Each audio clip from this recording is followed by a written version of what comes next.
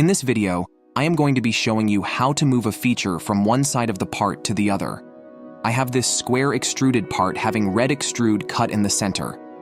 If I want to move this extrude cut feature to the opposite face of the part, I can go to the extrude cut and click on the sketch and choose Edit Sketch Plane. Now the other way we could have done that is just delete the feature altogether and create a new sketch on the other side of the part. But why do all that work? All I need to do is just choose a different face, this pink surface over here, and click OK. Now the feature has been moved to the other side of the part. The only problem is, it is going in the wrong direction. Notice over here we have an error and it shows up as red. So click on the Edit feature and just flip the direction of the extrude cut, and now the feature is on the other side of the part.